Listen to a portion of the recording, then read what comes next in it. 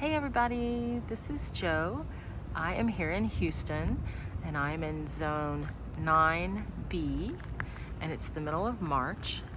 And this is a cottage style butterfly garden. And everything is starting to spring up. And so I wanted to talk about, since there's not a lot, hello misses, there's not a lot of, flowers to show you. I wanted to talk about what I'm doing in my garden. And so I have got some little definitions. So if you had any desire to screenshot that, you could always pause it and screenshot. But my first question, what is a cottage garden? Informal design, traditional materials, dense plantings, and a mix of ornamental and edible plants. I'm going to show you some of those things as we walk around. What is a butterfly garden? The point of it is to attract and support butterflies with nectar plants, larval host plants, an environment with sun, shade, water, and shelter, and perhaps the most important, no use of pesticides. What are my challenges here in Houston? Extreme heat and prolonged heat. Regular droughts, and particularly in the front yard, the city sprays for mosquitoes regularly, and that's a pesticide that's not helping my bugs. And my goals for my garden, a spring filled with traditional English style plantings and then native plants to carry the garden through the rest of the year. Because if you're in Houston, you know that as soon as, May or June starts, it gets so hot you can't grow, little traditional, beautiful things that they're growing in England. It's too hot. So I wanted to walk around. Now you can see I've got beautiful. The pots are going. The geraniums, boom, they're looking great. And that one I asked y'all about, where all the little buds were dropping off, it got new buds, and it looks great. And it's giving me no indication of why the first round they all dropped off. I have no idea, but that's the same plant. It looks great right now. So I wanted to talk about traditional materials. So I have a very informal layout. I've got curves, right? And I've got a traditional material, particularly, in Texas, is crushed granite as my walkway. And then some other traditional elements that I have in here. I haven't done all my mulch yet. So pardon my mulch bags. Some of the traditional materials, basically very English garden traditional. Hello, pumpkin. Are you going to be the helper? Meow, meow. Roses, of which I have a lot. Pretty little obelisks, sort of garden features. Terracotta pots are very traditional material. Bird baths. Those are, and then over here is an olive tree that's in a really cool planter over there as well. And my little obelisk over there. I guess we're calling it an obelisk. That's a very traditional looking shape for gardens. And then there are some traditional plants like roses, and particularly things that you would see in an English garden that I'm looking at for the early spring. I've got things like, that is Verbena bonariensis, which made it from last year. Look how amazing. And I've got another one I'm kind of holding up with that little obelisk. And then things like larkspur, salvias. I've got here my carrots that I have grown, and they will turn out looking like Queen Anne's lace, which is a very traditional material that you would find in an English garden. But of course, as soon as it gets hot, that it checks out.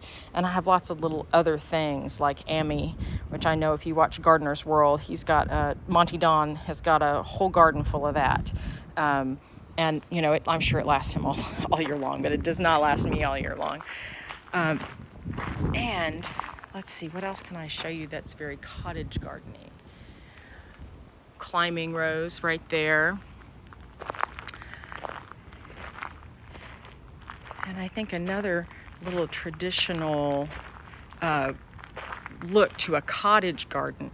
It's a little bench, right? A little, even though these are bonsai, little things to put things on, little things like this as well to raise up pots. And bulbs are very traditional sort of cottage garden look. Now the way this is a butterfly garden is I have got tons of nectar plants and they're just getting going. This is a little Minoan lace, isn't that neat? It's like the shortest little Queen Anne's lace you've ever seen. That's as tall as it gets. It's like 10 inches tall and it grows from seed, super easy. And then I've got Texas bluebonnet. We've got some all my little native wildflowers are kind of peeking out. And then another really traditional English garden is a coneflower, which happens to be a Texas native plant and does really well. What was I going to tell you? Oh, host plants.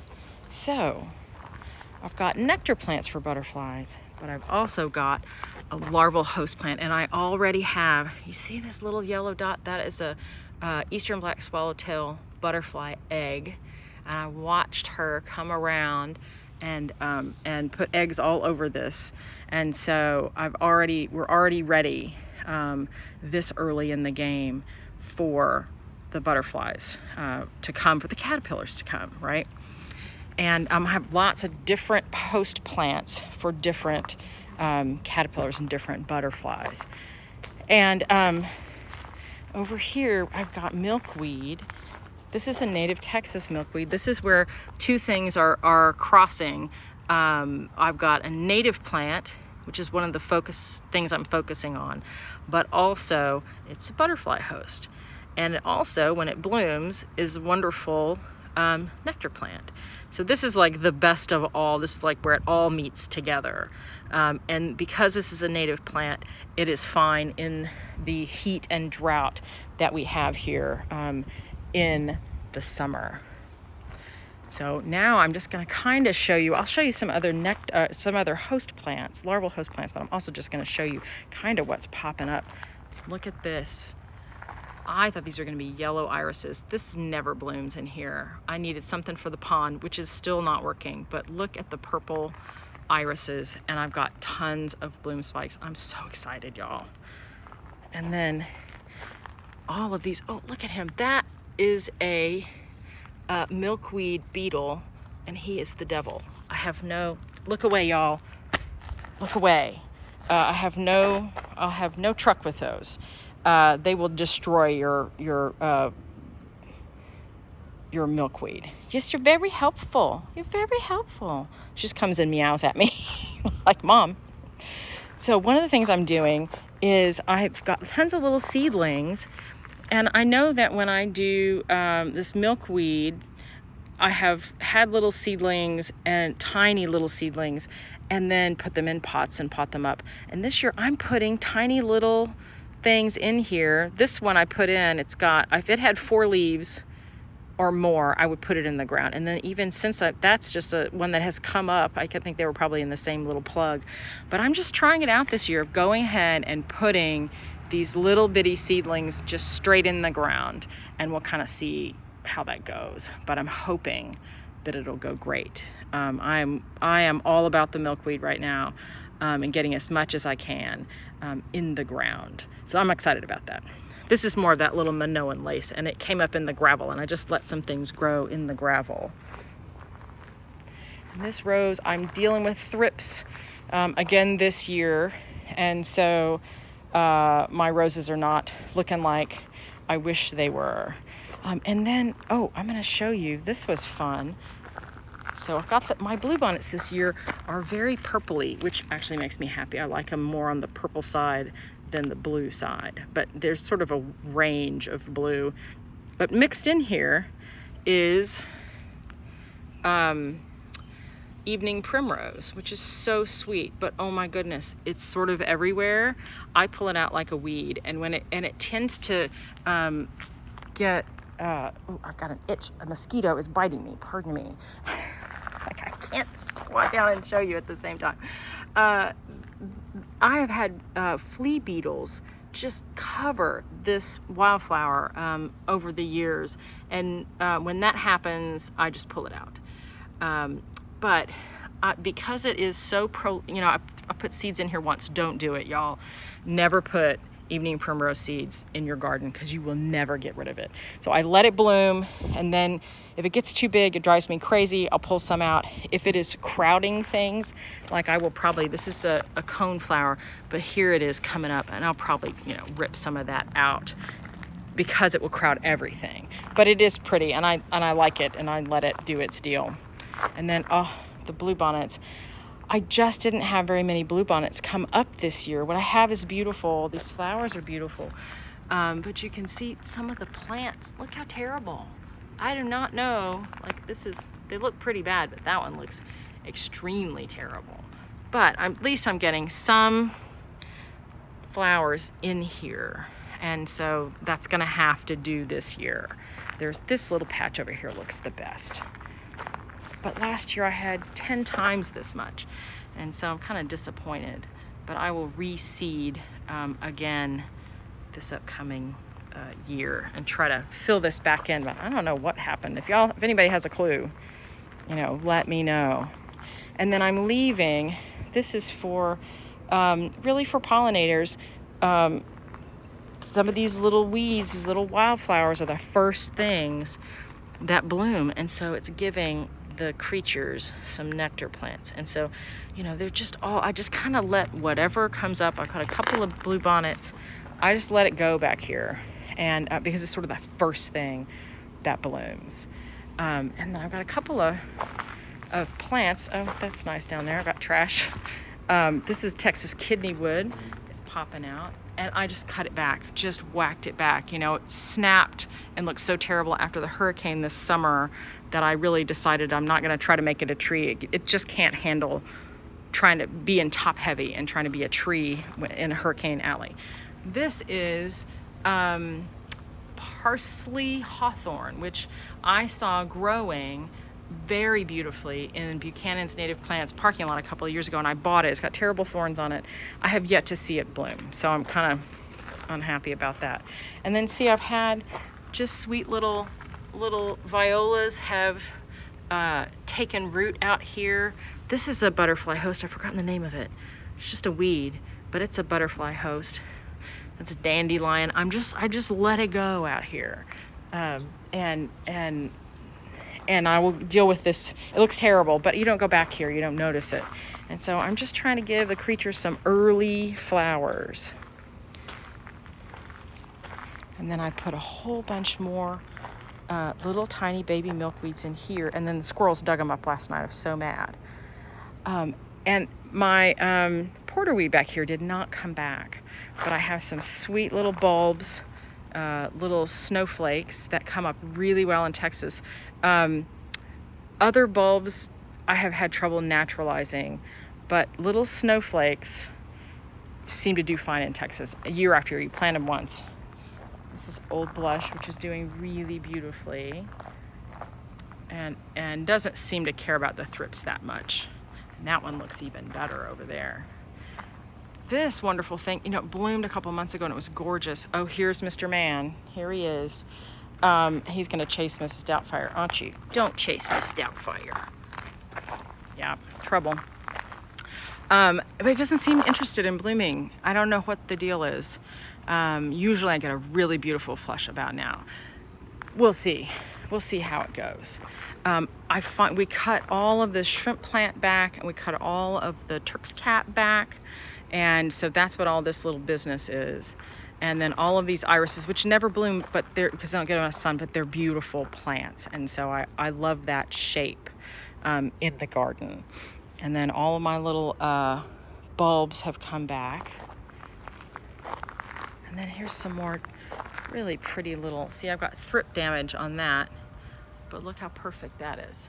Oh, I love this little plant. And these finally look really good this year. And then here's a native plant, that's Salvia leucantha. And you can see what was here is doing well. And I moved it. It'll wander. And so I dug a lot of it up and moved it. And so you can see this one is sort of stunted because I moved it, but it'll catch up. And here's more of my little babies. I just put them in. That's the milkweed. And I'm hoping that it will thrive even though I'm not babying it along. And then, oh, look at this. My precious friend Beth gave me a gift certificate, a gift card to Buchanan's. I bought this incredible pot. It's the Campo di Fiore pot with the pie crust edge. And then I bought this incredible ivy geranium. I've forgotten where I got it. Maybe even Lowe's. It's amazing. I'm just so thrilled with that. She is such a sweetheart. Native fern doing well. And then, you know, things are just popping up. My little Turk's cap's coming up. And then over here, that is 4 o'clocks. And they reseed every year. Once you have a 4 o'clock, you'll never need more. And then this is just, you know, what you do when it's too cold or too hot. You know, you have to buy just little things that make you happy. This will poop out as soon as it gets hot, but they're so sweet and precious. And this is just all flowers, almost no leaves, it's just all flowers. And these are growing and coming out. These are have come from last year as well. And ooh, garden statuary, that's something that's a sort of a traditional thing in a cottage garden. And I will later in the spring, I haven't got them in the ground, I grow peppers and I grow some herbs. And here we go, trouble. This is another one that came through the winter so beautifully. And I chopped back all of my, what's this called? You guys know what it's called. Rats. My brain's not working today. I chopped it back hard. This has been the year of, even if it looks pretty good, I'm cutting it back anyway. And I'm not good at that. My little stickers have gone awry. This is one I did a little short on, and I think it already is better. This is a calancho, and I cut off, you can see the older growth. I mean, it was still blooming, but it wasn't blooming like this. And boom, look how beautiful. Now here is another host plant for butterflies. Other people in Houston have reported already seeing and having eggs on their pipevine from pipevine swallowtail butterflies. I have yet to see any eggs or butterflies out here, but it looks really good. It's super happy in these pots. And then another little thing that, there's some more garden statuary, but this is mostly like, this is where we buried the cat. And that garden statuary says, don't dig here. You don't want to dig here. Another thing I'm watching, and we're all going to find out together. This is an oak leaf hydrangea, and I cut it back. Last year I didn't cut it back, but you can see it's kind of goofy, and a hurricane a couple of years ago broke half of it off, so it's always been kind of crooked. I cut it back just maybe a week, probably not even 7 days ago. And I'm happy to see that there are already pieces coming out, because I cut this back very hard. It was tall. I cut it back really hard. And then I waited a long time to cut everything back because I don't want to disturb any little native bees that are in hollow branches, right? There's a little hollow branch. But just in case, I waited as long as I could, just in case we threw them all in here, even though I can't get to my leaves. We threw them in here, so there's still a chance if any little creatures are still wintering over in here, they can still crawl out. It didn't go in a bag and get picked up by the city. Well, thanks for listening to me ramble on about spring and about what I'm doing in my garden and what my goals are. I would love to hear what are your challenges? Where do you live, and what are your challenges there? And how you handle those challenges, because I need all the advice and help I can get. And y'all have the sweetest comments and are the most helpful. I have the best comment section on YouTube. Y'all are all so sweet and helpful. So tell me how it's going, and tell me what your challenges are and what you're doing about them. More garden statuary. My little girl, I have 2 daughters, and so those are my little girls. Well, y'all take care and have a great week. And I can't wait to hear what's going on in your garden. Take care. Bye-bye.